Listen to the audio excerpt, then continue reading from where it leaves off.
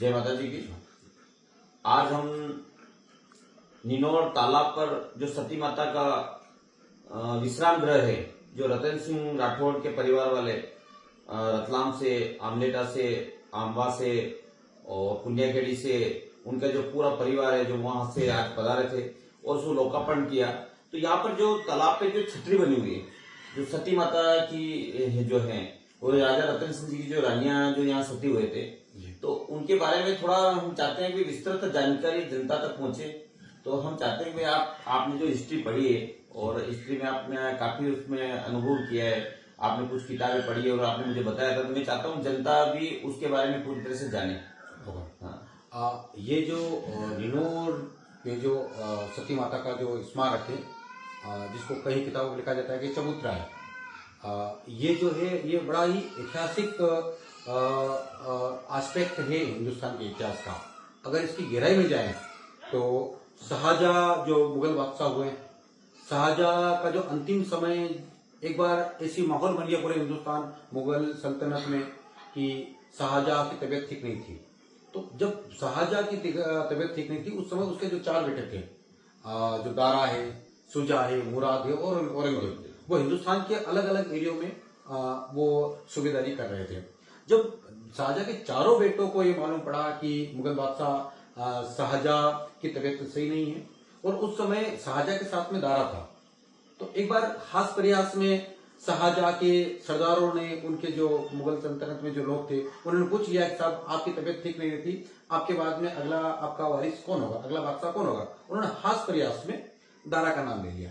और ये बात शाहजहां के जो बाकी बचे 3 जो पुत्र थे, मुराद, शुजा और औरंगजेब, जो अलग अलग कोने में हिंदुस्तान में सूबेदारी कर रहे थे, उनको मालूम पड़ा कि हमारे जो वालिद साहब हैं वो दारा को अगला बादशाह बनाना चाह रहे हैं।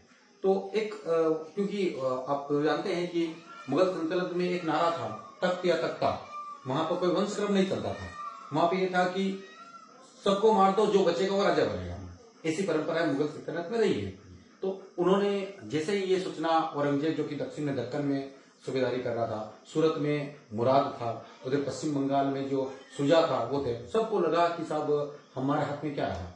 तो औरंगजेब उस समय अपने भाई मुराद जो कि सूरत की सूबेदारी कर रहा था, उनसे हाथ मिलाता है, और हाथ मिलाने के बाद में दोनों ही भाई मिलकर अपना जो बड़ा भाई है दारा, जो कि शाहजहां के साथ में था, उनके ऊपर आक्रमण करने का प्रयास करते हैं।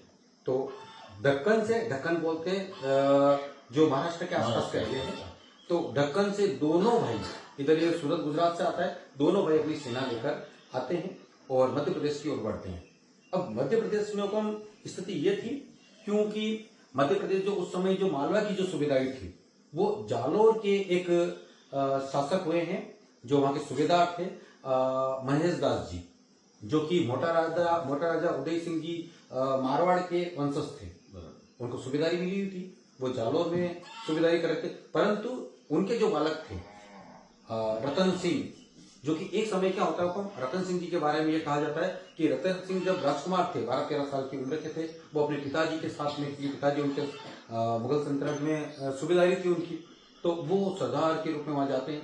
तो जो वहां जाते हैं तो वहां उन्होंने देखा कि मुगल परिवार जहां रहता है, वहां पर एक पागल हाथी एकदम मस्त होकर वो अंदर घुस रहा है शाही भवन में, और उनको लगा कि भाई ये तो राज परिवार को मार देगा। तो उस समय जो 13 साल का जो बालक था, उस बालक को लगा कि भाई मुझे कुछ करना चाहिए, मुझे अपने दायित्व का बोध होना चाहिए। उन्होंने एक खंजर से उस हाथी की हत्या कर दी। जब ये सूचना बादशाह को मिली कि भाई एक छोटे से बालक ने, एक राजपूत बालक ने इतना बड़ा कारनामा कर दिया, मेरे परिवार को बचा दिया, बड़े इंप्रेस हुए शाहजहां, और शाहजहां ने इंप्रेस होकर उस बालक को, जिसका नाम रतन सिंह था, उसको अपनी सूबेदारी में रखा, और सूबेदारी में रखने के बाद में कालांतर में मालवा सूबा उनको दिया गया। तो अब जब ये सर्कमस्टेंसेस बन रहे हैं, जब ये स्थिति बन रही है कि मुगल शासनकाल में उत्तराधिकारी युद्ध होने वाला चारों बेटों के बीच, उस समय जो सूबेदार मालवा का जो है, रतलाम के जो राजा हैं, यही रतन सिंह जी है। 1652 के अंदर ये मालवा के शासक बनते रतन सिंह जी। अब जब दक्कन से औरंगजेब मुराद के साथ में सेना लेके आ रहा है, उस समय दारा जो कि शाहजहां के साथ था, शाहजहां निर्देश देता है दारा को कि अपने विश्वस्त सेनापति के साथ में आप जाइए, उस समय शाहजहां के पास में राजपूत जो सेनापति थे उनमें से दो बड़े विश्वसनीय सेनापति उनके पास में थे। एक तो आपके यशवंत सिंह जी मारवाड़ जोधपुर के जो यशवंत सिंह जी थे वो बड़े विश्वस्त थे उनके, क्योंकि उन्होंने कई बड़े बड़े अभियान में मुगल सल्तनत की हिफाजत की थी। तो वो क्या करते हैं कि यशवंत सिंह जी के ऊपर विश्वास करते हैं, क्योंकि दो भाई सेना लेके आ रहे हैं और बड़ा युद्ध होने वाला है। तो मुराद को बोलते हैं कि यशवंत सिंह जी को, कोई उनके साथ में एक और सेनापति था कासिम खां और यशवंत सिंह जी दोनों को वो सेना की बागडोर देकर इधर भेजता है मालवा की तरफ कि आप जाइए और दक्कन से जो आक्रमण होने वाला है वहां जाके औरंगजेब को रोक लीजिए। ये पूरी स्थिति बनती है। यशवंत सिंह जी को ये भी निर्देश मिला था कि आप जैसे ही जाएंगे तो जालोर के जो महेश दास जी उनके जो पुत्र हैं रतन सिंह जी, वो अभी मालवा में रतलाम के शासक हैं और रतलाम नगर की संस्थापक भी है, क्योंकि रतलाम नगर की स्थापना, इस रियासत की स्थापना रतन सिंह जी की। रतन सिंह जी का नाम रतन सिंह और उनके बेटे का नाम था राम। रतन और राम, सबसे पहले इस नगर का नाम रतन राम रखा गया, परंतु कालांतर में अभ्रंश हुआ, रतलाम हो गया। रतन राम से रतलाम इसको कर दिया गया, आज प्रचलन में रतलाम है। तो हुक्म जैसे ही ये दोनों सेनापति आते हैं, कासिम खां यशवंत सिंह दोनों आते हैं, तो यहाँ पर रतलाम के अंदर जो रतन सिंह जी थे वो बड़े बहादुर सेनापति थे, जिन्होंने अफगानों के खिलाफ भी मुगल सल्तनत की ओर से युद्ध किया था। तीनों सेनापति मिलकर दोनों जो मुराद और औरंगजेब से सामना करने का पूरा प्लान करते हैं, पूरी रणनीति बनाते हैं। रणनीति के लिए उज्जैन के पास में एक फतेहाबाद नाम का एक शहर है, फतेहाबाद के पास में एक युद्ध का मैदान है जिसको धर्मत का मैदान कहा जाता है। दोनों सेना धर्मत के मैदान में पहुंचती है। इधर से बहादुर यशवंत सिंह जी, रतन सिंह जी और कासिम खां, उधर से मुराद और औरंगजेब। युद्ध के मैदान में दोनों सेना आमने सामने आ जाती है। अप्रैल का महीना है, भीषण गर्मी का समय है और मालवा में गर्मी बहुत पड़ती है। अब क्योंकि मारवाड़ की सेना थी वो आधी थी गर्मी की, कोई दिक्कत नहीं थी, परंतु मुगल बादशाह जो औरंगजेब जो है वो दक्कन से आया था, वहां के सेनापति गर्मी को सहन नहीं कर पा रहे थे। तो तुरंत प्रभाव में थे कि सब कैसे भी युद्ध हो जाए ताकि हम इस गर्मी से मुक्ति लेकर जाए। अब औरंगजेब बड़ा सातिर था, उसने मुराद को भी केवल षड्यंत्र के थ्रू बुलाया। अब औरंगजेब ने देखा कि सामने जब तक यशवंत सिंह जी और रतन सिंह जी है तब तक इस सेना से जीतना संभव है ही, पीछे पांव रखने पड़ेंगे। तो सबसे पहले वो कासिम खान जो था मालवा मुगल सेनापति, उसको कन्विंस करता कि भाई आप और हम भाई ने बचपन में साथ में रहे हैं, आप भी इस्लाम धर्म को मानने वाले, हम भी इस्लाम धर्म को मानने वाले, ये दोनों जो है राजपूत सेनापति हैं, राजपूत राजा हैं, इनसे हम किस तरीके से दोस्ती रखें। तो इस तरीके से कैसे जैसे करके अपने षड्यंत्र में काबिल हो जाता है। कासिम खां 30,000 मुगल सेना के साथ में औरंगजेब के साथ मिल जाता है। अब जैसे 30,000 सेना के साथ में गया तो 30,000 सेना गई और 30,000 सेना के साथ में रणनीति भी चली गई, क्योंकि कासिम खां, यशवंत सिंह जी और रतन सिंह जी रोज प्लानिंग करते होंगे भाई कैसे युद्ध करना है, क्या करना है, क्या नहीं करना है। तो कासिम खां को पूरी प्लानिंग आती, तो रणनीति चली गई। तो एक नया मिल जाकर औरंगजेब को मिल गया। उसके बाद में क्या होता है, युद्ध चालू होता है। 15 अप्रैल का समय था। 15 अप्रैल के दिन जैसे ही युद्ध चालू होता है बड़ा भयंकर युद्ध होता है।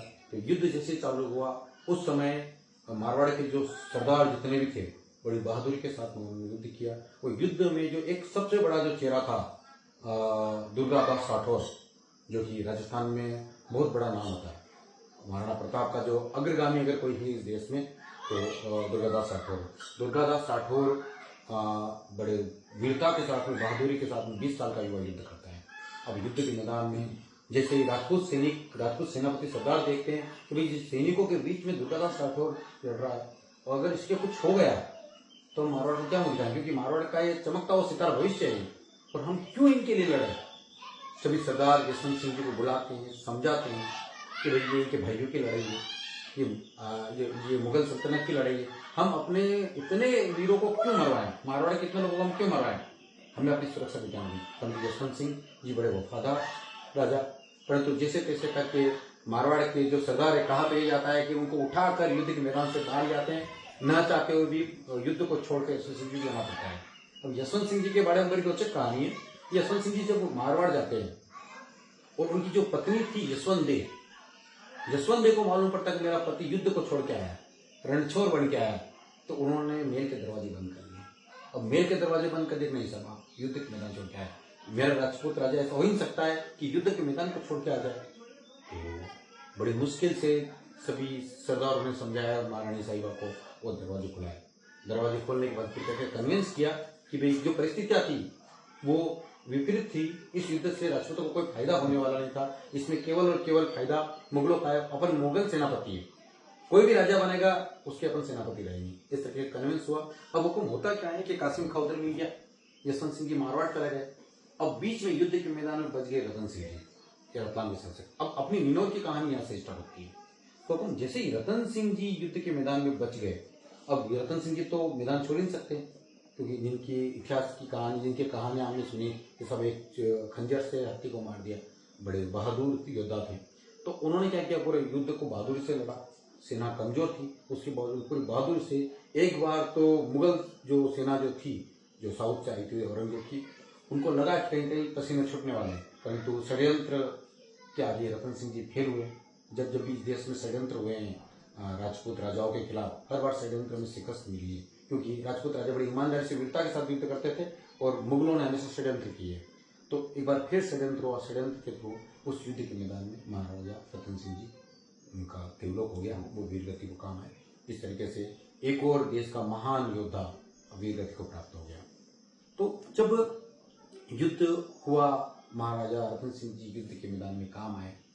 जब काम आए उसके बाद में उनका जो राज परिवार था उस समय जालौर था, क्योंकि रतलाम और उज्जैन के पास में यहाँ राज परिवार को रखना बड़ा मुश्किल होता है, क्योंकि जब जब भी राजपूत राजाओं के ऊपर अधिकार हुए, राजपूत सेना हारी, उसके बाद में वहाँ की बहन बेटी के ऊपर इस्लामिक आक्रांताओं ने अत्याचार किए।